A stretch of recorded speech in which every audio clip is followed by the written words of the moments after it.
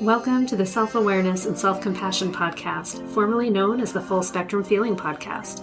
I'm your host, Blaise Schwaller, life coach, mom, and former tattoo artist. I help people heal their past, speak their truth, and love the lives that they're living now. Join me here every week for conversations on how to live an imperfect but fully engaged life that embraces all the feels so that you can stretch into your best life while enjoying the you that's here right now.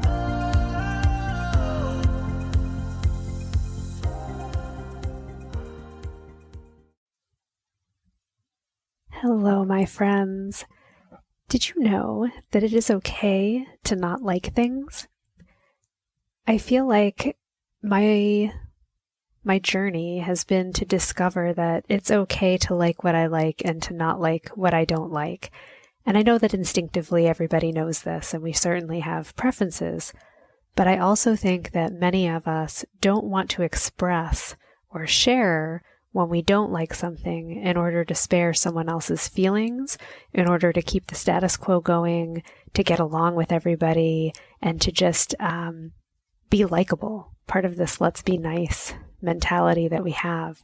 So today I want us to really dive into why it's okay to have opinions, why it's okay to express our dislike, and what it might be like if we allowed that for ourselves and allowed it for other people too, so that everybody could just have a more realistic, more whole experience that is what their actual experience is.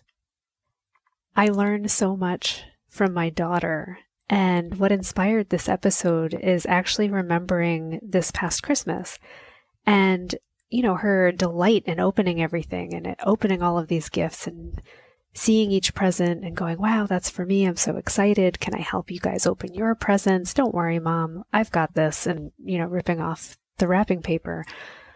And then her delight at playing with a lot of these new toys and things that she got.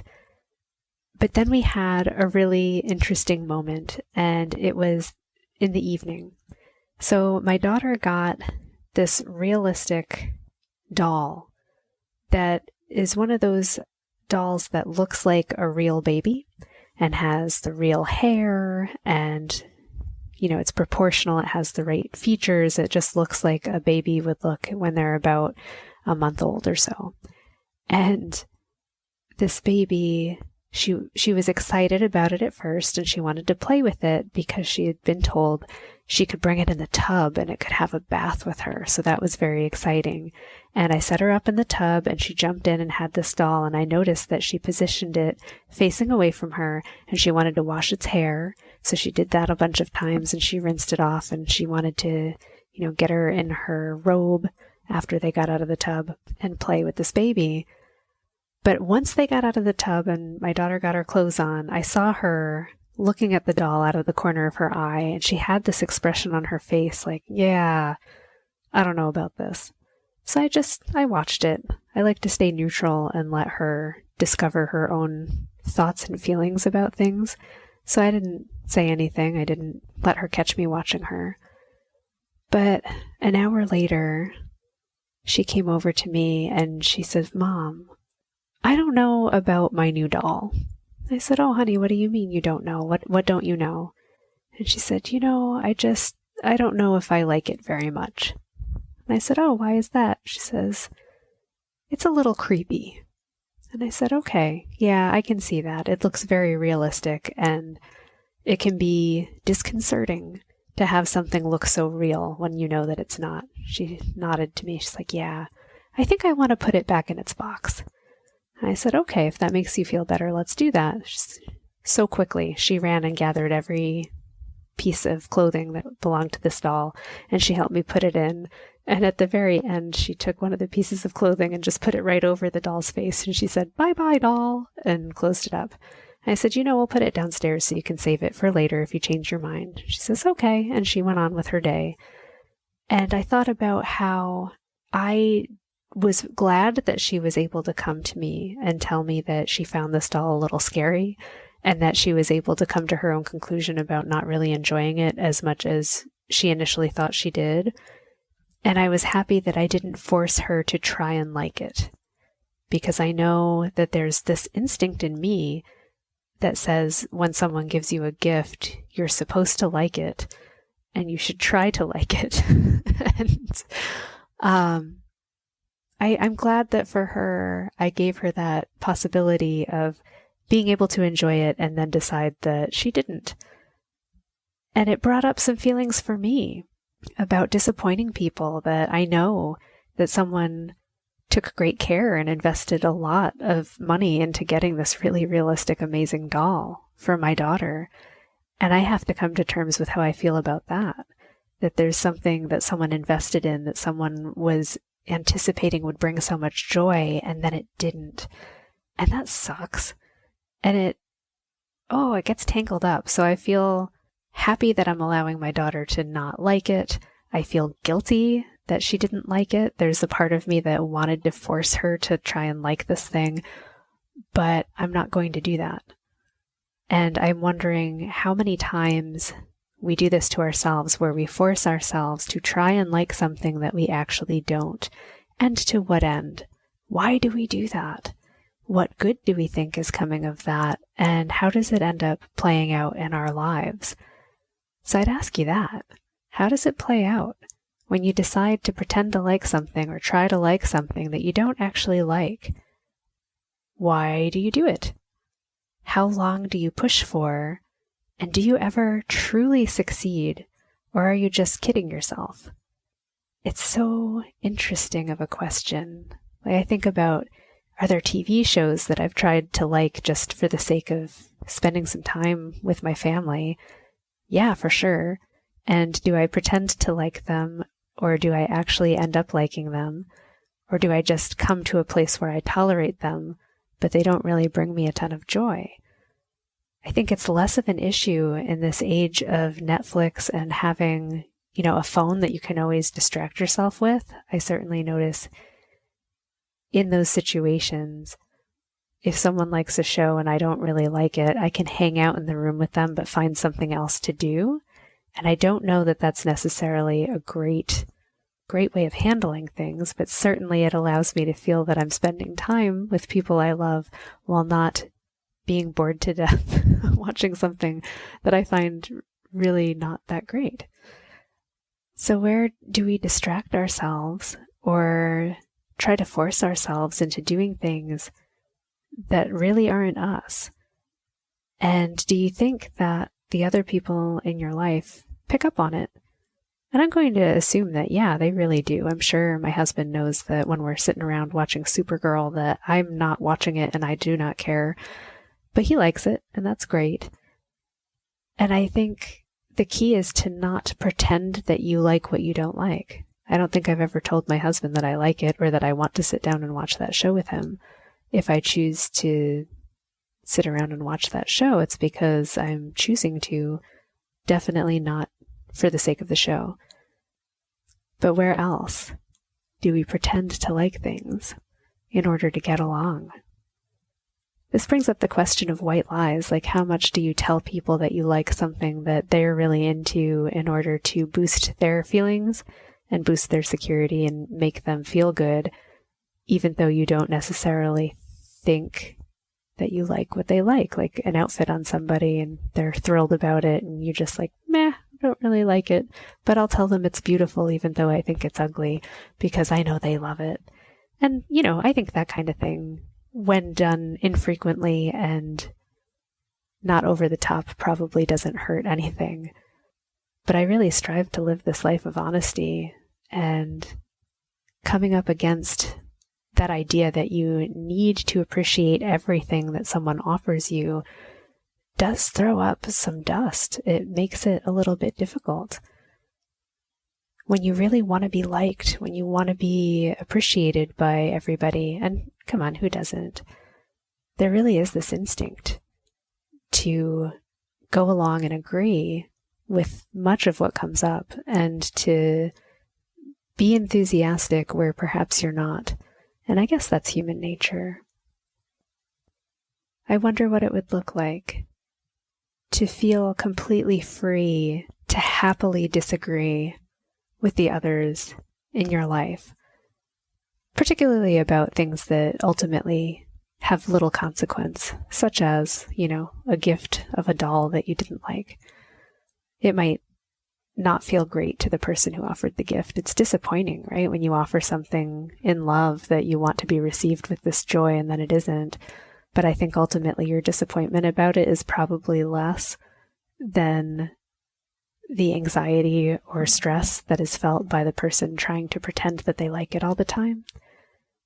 It makes me think of, were you ever forced to wear an outfit as a child that someone gave to you in order to show that you appreciated it to some distant relative who gave you something that you found completely ugly? And I think everyone has a tale of something like that. And it's funny because I can't even remember exact outfits, but I definitely remember that feeling of, you have to wear this for grandma because she really wanted to give this to you and you need to wear it. And, as a teenager in particular, when you're in that phase of really trying to establish like who you are and what you want in your life, you feel this pushback of, I don't want to do it. I don't want to wear that. But we feel forced to, and it becomes not even about just pleasing grandma, but it's now about pleasing, your parents as well.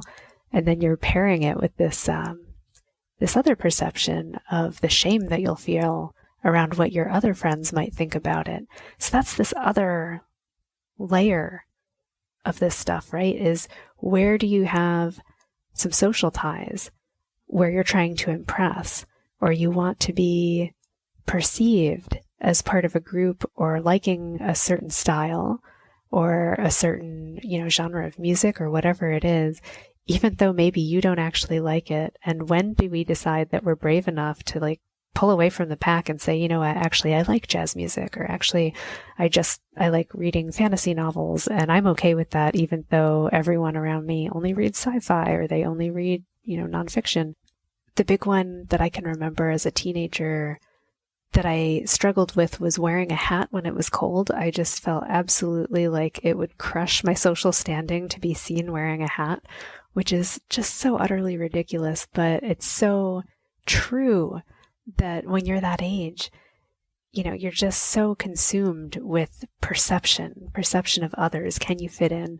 What will other people think about you? What does it say about you if you're wearing something that might, God forbid, be seen as ugly or not stylish? And I was willing to forego wearing a hat to the point of getting ear infections or just being freezing, right? And catching a cold all the time, because it was more important to me to not be seen as a doofus. And I look back on that and go, God, what an idiot I was. And of course now I'll wear any stupid hat, like anything at all. If I'm cold, whatever, wrap my head in a sock. But back at that time, it felt like a death sentence to buck the system or do something different from what my peers were doing. So if they were only wearing scarves and a jacket, then that's what I was going to do. If they never wore the hood of their jacket, that's what I was going to do. So this peer pressure thing is just so intense. And how do we really bolster ourselves against that? Because in my heart of hearts, I was freezing. I could have really used a hat. I probably would have enjoyed wearing it had I had any sense at all in my head.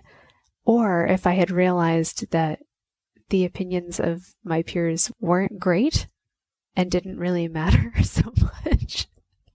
But at the time they really do. So I can't fault myself for being a teenager and being in that part of my life. It's just this instinct that I have now is to want to build a sense in my daughter that she can be her own person, that she has autonomy, that she could actually be a trendsetter rather than a trend follower, and not in a way that's trying to get people to go along with her, but in a way that feels true to herself, so that if she doesn't like something, it's okay for her not to like it and to still push her to try new things. But if she truly isn't feeling something and it's, not life-threatening or whatever, it's okay to drop that and focus on things that she does have an interest in or something that she really does enjoy, because that allows you to develop this sense of self that becomes empowered, that you're able to make a choice, that your choices matter, that the things that you like have value. And it's important to me when I see her light up with an inspiration, like she's into robots right now, to really follow that up immediately and be like, wow, that's really great. What do you like about robots? And ask her about it, and then help her find ways to explore that more within herself. And I want to do that for myself as well. Like, where am I really excited? Where's my interest go? And how can I follow that up pretty immediately and give myself a reward of following through on something that I love? And equally, what have I been doing and trying to do simply because I think that's what everyone's doing or what has to be done?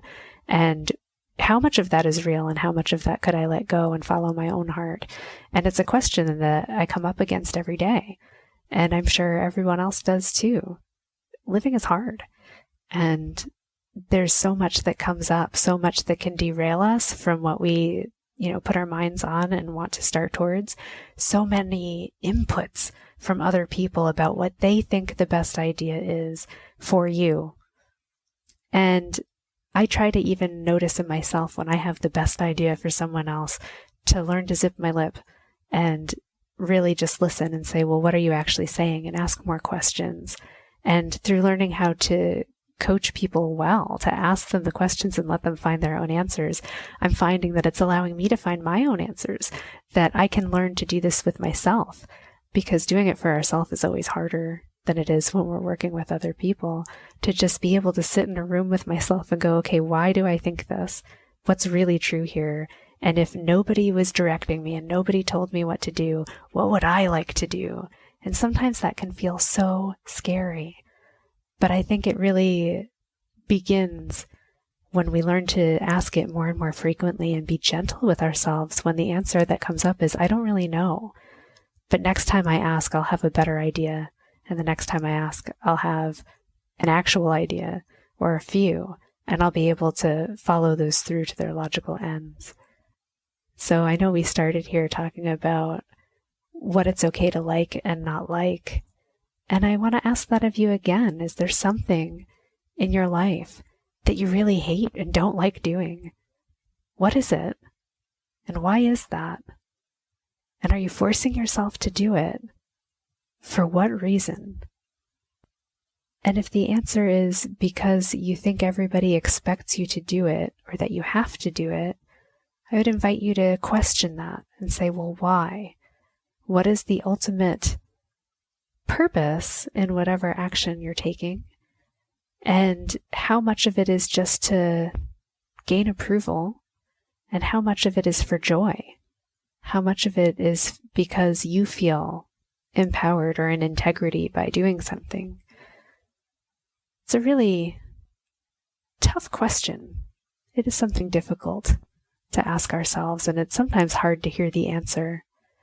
I'm always a little bit sad when I hear the answer that from myself, that I'm doing something because I don't want to disappoint someone else.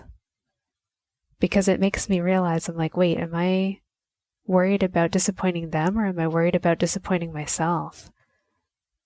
And if I feel like I'm disappointing myself, that's just hard. It's a heavy feeling in my heart. But by asking the question, it lets me come up with a new answer. It lets me find the way to not disappoint myself that feels the most in line with what I want to do, or how I'd like to see it done. And giving myself a chance to really imagine a fun way to do things, my way to do things, has opened up so many possibilities, and I've had so many adventures that, wouldn't be possible if the only thing I was ever interested in was just keeping a smile on my face and making everyone happy. I think ultimately we need to realize that we're the only one living our life, and we need to make ourselves happy, because we're going to look back on our lives and our memories, and that's what we have.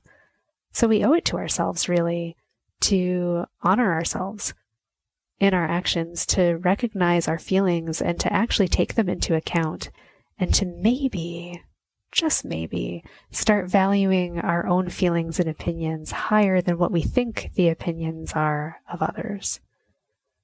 So I think I'm going to end it on this note and just say, wow, what would it be like in your life if you began to value your own opinion and your own ideas a little bit more weight on that than you give to others? And what would it mean in your life if you were allowed to like what you like and to dislike what you dislike, and it wasn't so scary to admit that, not only to yourself, but maybe to someone else too? I hope that you are enjoying your life today and that you find something amazing and fun and inspiring to do. I'm going to go off and inspire myself. I'm not sure how yet, probably by going for a walk because I love that. But I'm sending you a big hug, and I hope that you have a marvelous week. I'll see you next time.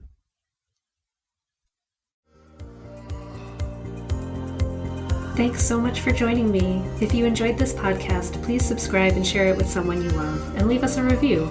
You can learn more and get some self-compassion tips and tricks by visiting coachwithblaze.com, where you can sign up to get my free booklet on overcoming anxiety, overwhelm, exhaustion, and burnout. I'm sending you so much appreciation and love, and I'll see you next time.